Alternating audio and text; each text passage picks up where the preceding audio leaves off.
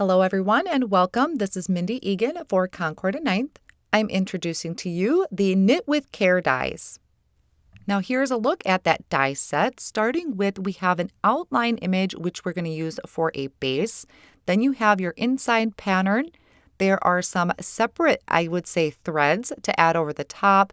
And then we have some strings of yarn and the Take Care sentiment. Now, what's really fun about this is you can play with colors. You can layer up different shades of color with all of Concord and Ninth's color selection that they have. This is really great to use. I started out showing here with some purples. So I have a base cut from maybe a light or medium shade of purple. I'm going to take this heart that has all of those threads on there and place it over the top to give it that layered look. Now, you could stop here. But if you take those individual threads and layer these over the top, it's going to give you even more of that sweater pattern look. I am lining these up just like I would a puzzle piece. You'll be able to tell because they do kind of change in direction. So these would go on the left-hand side, and then you'll be able to match up to see the ones that go on the right. And this really gives that sweater pattern feel.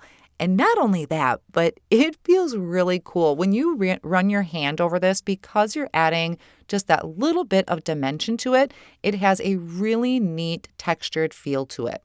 Of course, you can add some of the strings down there to have it trailing off like you just knitted that pattern.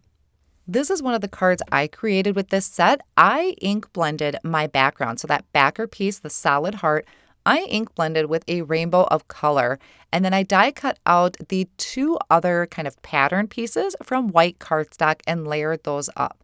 So this is a really pretty look. You don't have to use colored cardstock. You can do some ink blending.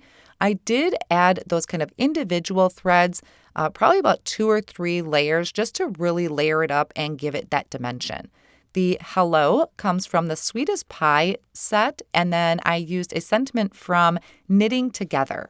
Then this card came out way cuter than I thought it was going to be.